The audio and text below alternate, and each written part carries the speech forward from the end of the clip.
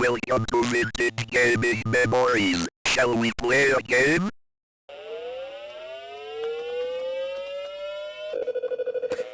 Hey everyone, welcome back to the channel. As you can see, I have something new in this workshop. Well, actually, it's not new. Let's call it relocated. This was once by the pool table area. The banner that you see in front here, the Atari banner. It's not an original. It was a remake of the original. And I was lucky to score myself an original one this past weekend at VCF Midwest.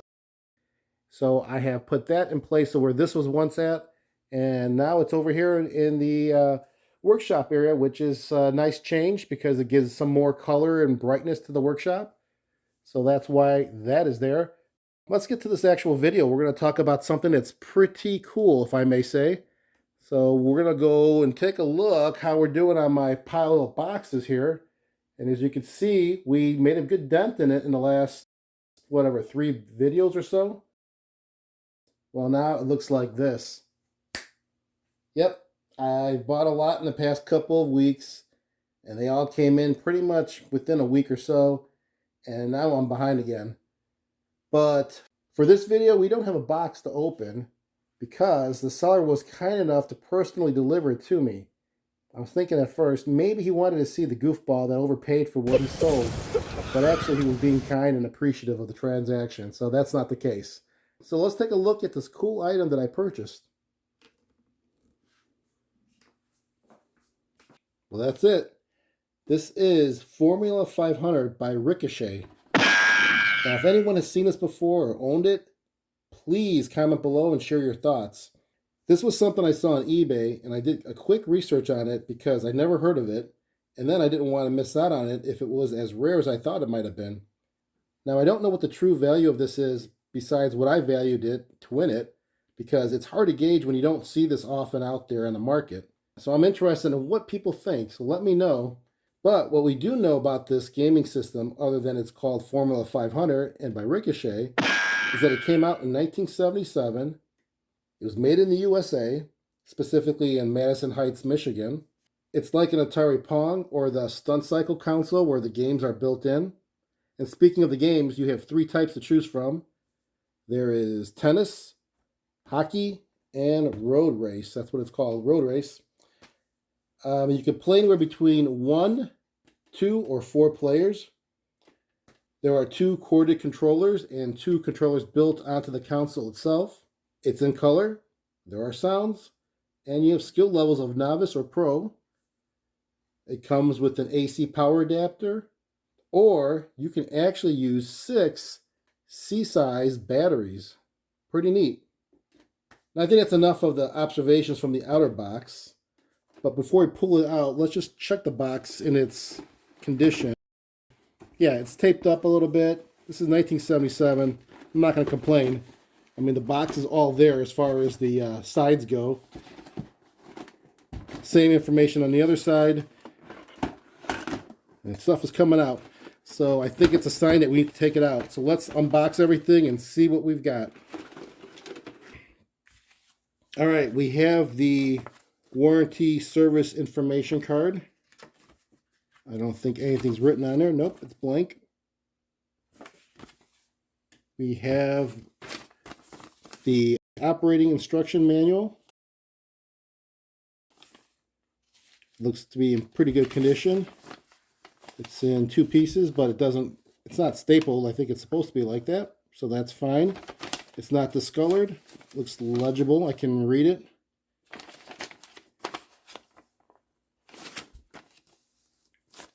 Okay, we have the AC power supply. This is definitely not the original, but that's okay. And then we have the main system itself, which is all connected here. Actually, let me show you what was in the box too. The box is empty now, missing 1 flap, and it has 1 styrofoam in there. I guess this would go on to sit like this. We needed the other side of it, but that's all right because it's not going to sit in the box. Not anymore. So this is everything. Now, the seller did tell me that this did work for one of the 3 games, I believe, but there might have been some issues with the television. I'm not sure, but we'll figure this out. But let's just take a look at everything we have here. So we've got the 2 controllers that are corded, and it's not that long of a cord from the actual base of the system, so you really have to be close to it. That's why you have an extra long cord that plugs into the television, which should get you back to your chair or whatever you're going to be sitting to play this. So you get your 2 controllers there, and then you have 2 controllers that are built in on top of the actual console itself. You have your on and off switch, your player versus human or computer. You have your skill level, novice or pro, your reset button, and then you've got your game choices, tennis, hockey, lane 1, lane 2. On the back side here, you can see the label, which indicates the model number, MT5A, manufactured by Microelectronic Systems Corporation, Madison Heights, Michigan. And then we have partial of a serial number. And then underneath here is the actual battery compartment. Let's see if I can open that up. And I did see this online. It was very clean. So that's a good sign. So speaking of clean, you know what I'm going to do next. Let me clean all this stuff off, and then let's come back to this and see if it works. All right, well, I finished cleaning this up. I used a disinfectant wipe, no bleach, nothing harsh that would be a concern with the coloring of the plastic or the stickers or even the cords themselves. I also used a microfiber cloth to dust it down. Came out great. What else can I tell you? The cords. So I measured the cords for the controllers from palm to the actual console is 2.5 feet. So not much of a cord length. However, the RF connection from the back of the console to the television, that measures 11.5 feet. So you get an idea how far you can be from the television with the 2.5 feet length of the controller and then 11.5 feet for the RF connection to the television. Obviously, you want to have the console close to you because you're going to be using these other controllers for other games. And you want to be able to reset and switch and whatever you want to do for your change of games. Now, the one thing I noticed is these controllers have no easy access to them.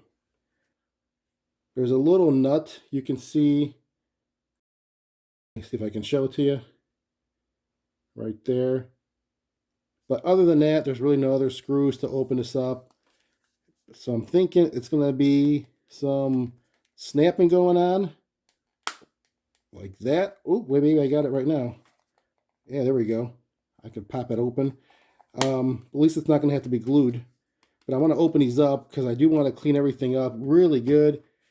Some contact cleaner. Typically, you probably try this on first to see what problems you have. But what I want to do is kind of something backwards maybe. I'm going to open this up, take a look at it, put it back together again, turn it on, and see what happens. So first I think I'll do is the actual console itself. It looks pretty simple to get to.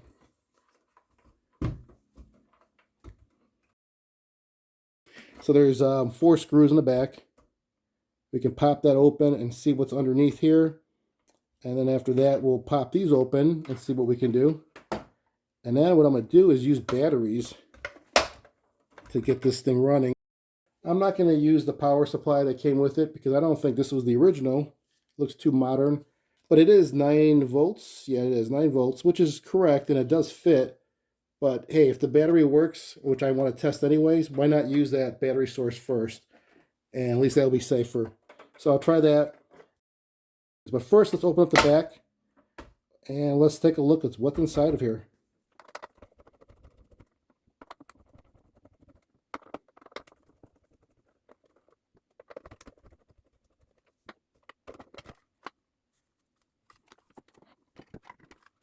All right, now that we have the back cover open, we can get to the actual board itself, and you can see it's very simple. Here's the RF connection to the back of the board. You get your speaker, got your controller cables coming in. If I ever had to replace them, we just have to solder them in. Not much to it, but let's remove the shield Actually, we can leave the shield on. We'll remove these 4 screws and pull this out and see how it looks on the other side. All right, I wasn't planning on doing all of this, but I want to show you what I did. So I got the back open. I was able to unplug the battery connection to the back battery compartment. Look at that. That's pretty cool. It's like a huge 9-volt battery plug to connect the battery compartment to the power source of the board. So that's nice and easy. I like that concept. It makes it nice and simple to remove versus soldering or desoldering. So anyways, got that out, looked in the back, took the RF connection out already. Again, my whole concept was just to clean it and probably to do some contact cleaning or actually deoxit 5 on the potentiometers because they were kind of tight as I was turning these. You weren't really getting a nice smooth action. Plus, why not, right? Well, I was able to pop the one controller open, popping out the controller knob first.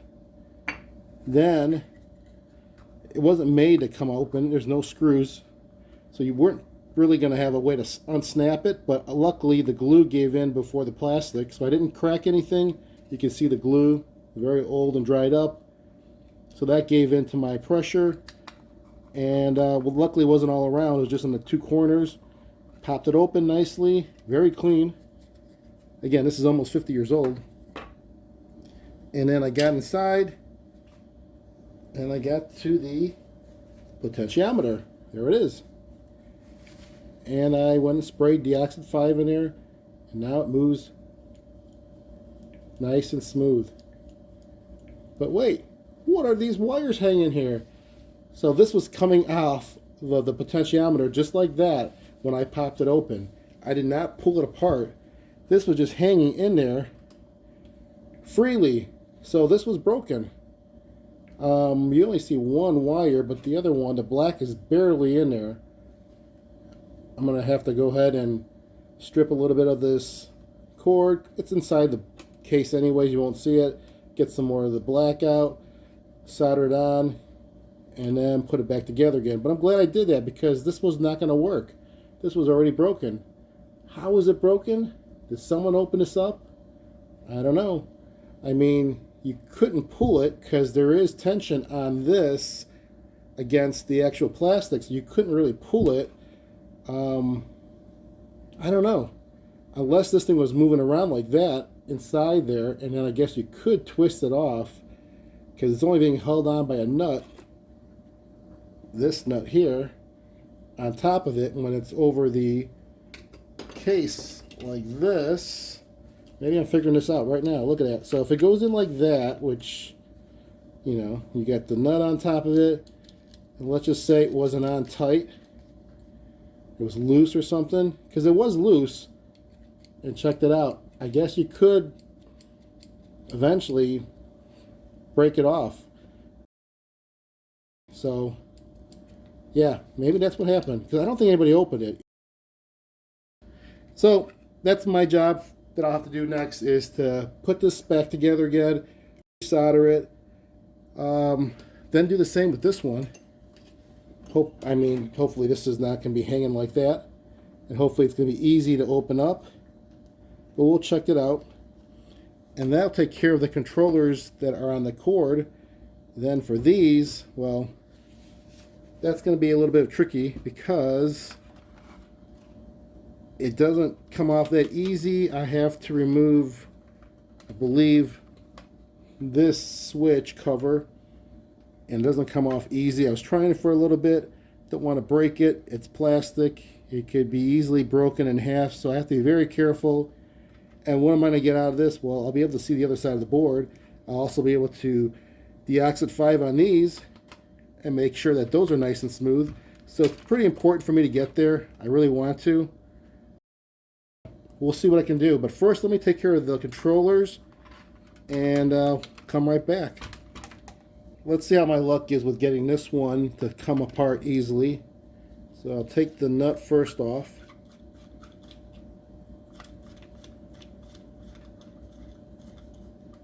All right. And then I will just squeeze the sides like I did with the other one. There, oh, like that. I might have just loosened it up. There we go. It was just like that. So now it should come apart carefully, though. I don't want to pull the wires. Let's see how this one looks.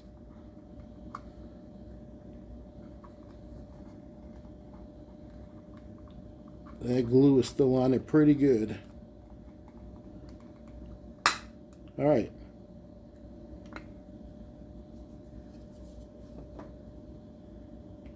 And this one is intact. So, yeah, that's how it should look. Since we have this one out, let's go ahead and deox it. Oh, look how hard this thing is to turn. It is hard. So let's spray some of that in here, and let's see how much better I can make this.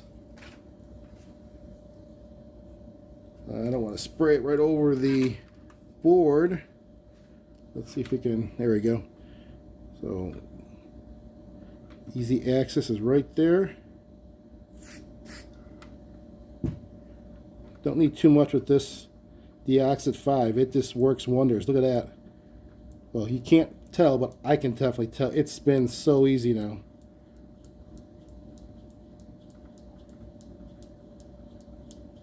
Yeah, definitely needed that.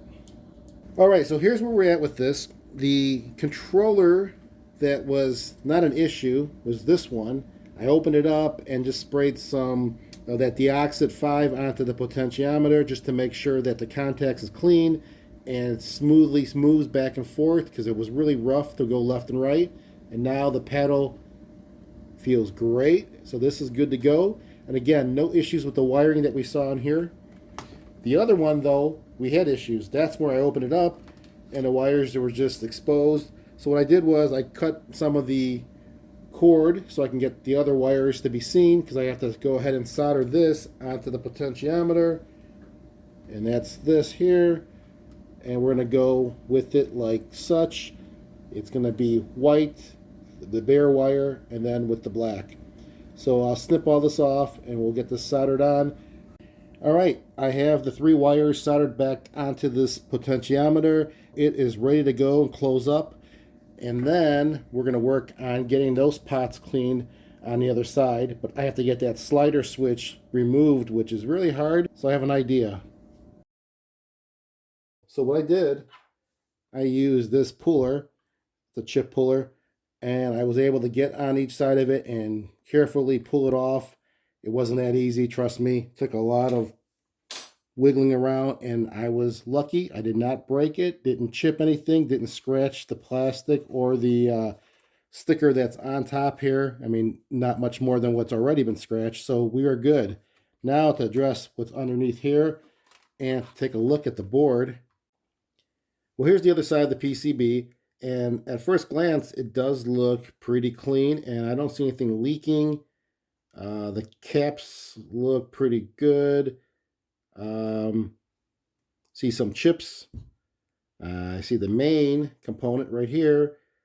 Other than that, I don't really have anything of concern yet. And again, I haven't even powered this on yet. So I was just opening this up so I can go ahead and spray in these 2 pots that are remaining and then power it up and see what happens.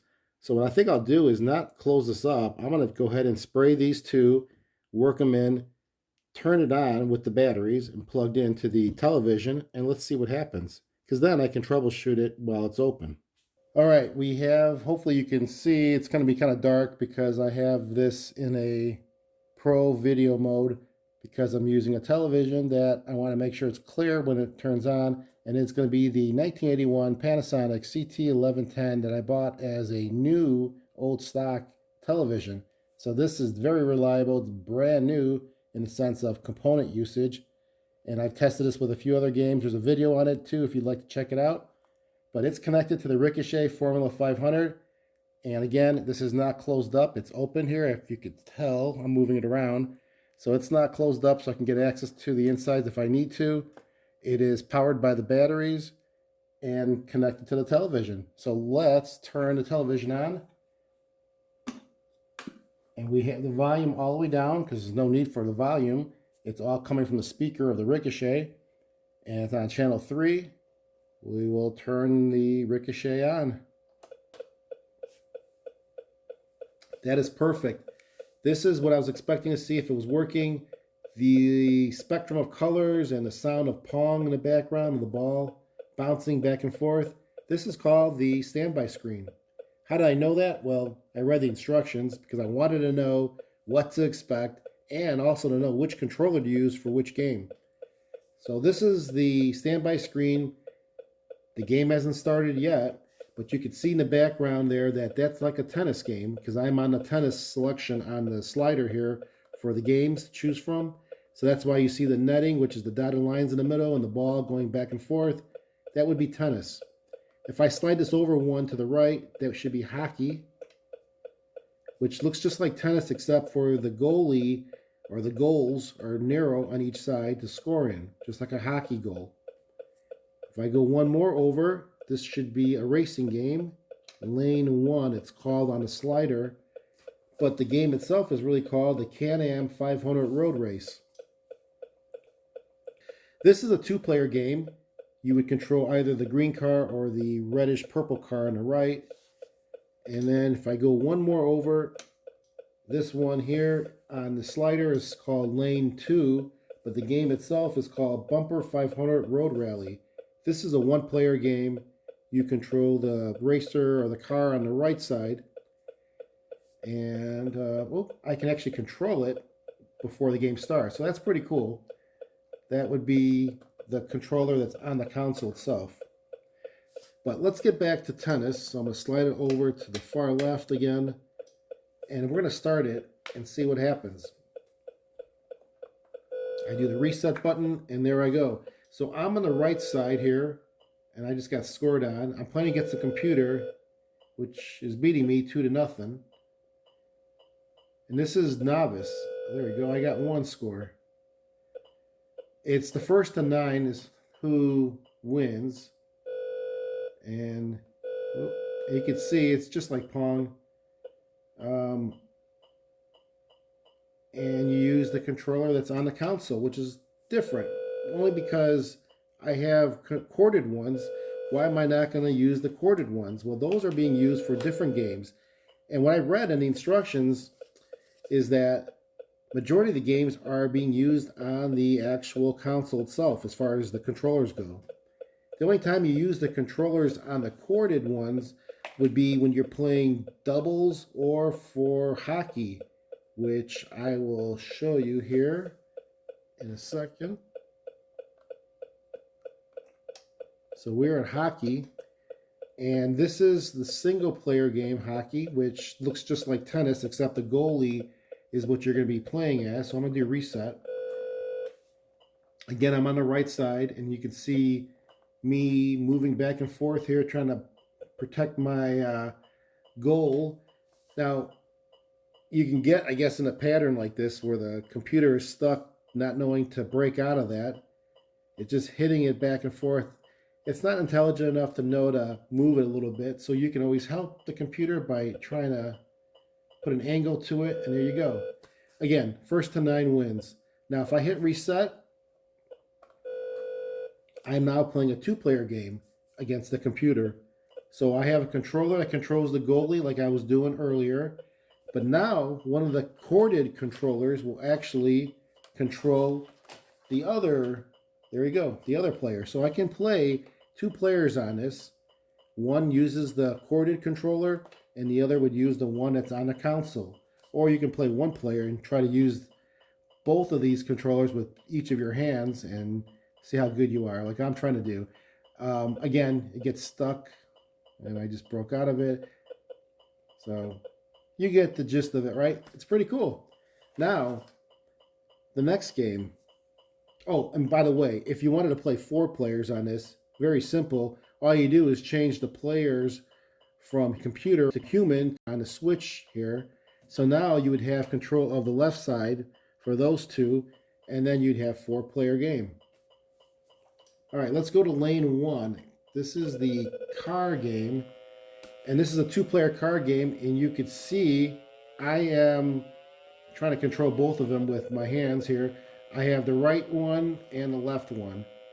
And I'm using the controller that's on the console itself to do that, which is going to drive me insane. So let's change this over to the next game so I can at least maneuver better. That's lane 2, and this is a one-player game. So now I just need the one controller that's on the console. And what I wanted to show you on this game, because I read about it, is that as you continue to pass cars up, the pitch gets higher and the cars go by faster. But what's weird is that, what's the score? So scoring is not what you think. You don't see scoring on the screen. You just see how many chances or lives you have. You have 9 chances really in this game. And once you get to 9, the game is over. So how do you keep a score on this one? Well, the instructions suggest that you can count the number of cars you pass, which would be pretty crazy, because you have to manually count this. And how would you do that while you're trying to maneuver? Unless you have a friend that counts for you. The other option they say to keep score is to have a clock or stopwatch to time how long you're actually playing. So that would probably work a little bit easier if you're playing by yourself, but still not really that much fun if you're just trying to have the computer tell you or the game system tell you. But that's 1977 for you. So that's a one-player game, which, you know, it's very primitive in the sense of scoring goes, but it's so unique. This gaming console is rare for a lot of reasons. The rarity of this, I think, is that you've got 4 different types of games. Well, really 3. You can really change it around a little bit because you have tennis and then you've got hockey. But you really got a good concept of hockey because you got the 2 players on one side, a goalie, and you've got another player in front to help protect. Then you can play 4 players on that, which is pretty cool. And then you can play the racing car game with 2 players or against the computer. I do applaud this gaming system. I think it's an awesome concept in the sense of what was being built from gaming systems back then. Yes, you had the Atari coming out. This was trying to compete against it in the very, very early stages. And of course, we know who won. Let's not forget, this was made in the USA. This was made in Michigan, which is another cool thing about it. Let me know what you guys think. I think this is a cool pickup. I'm glad it all works. I do have to put this all back together again, but I'm really happy with this. Hope you enjoyed this video. Be sure to subscribe, and don't forget, keep that gaming passion from the past alive by living it today, just like I'm doing right now. Take care, everyone.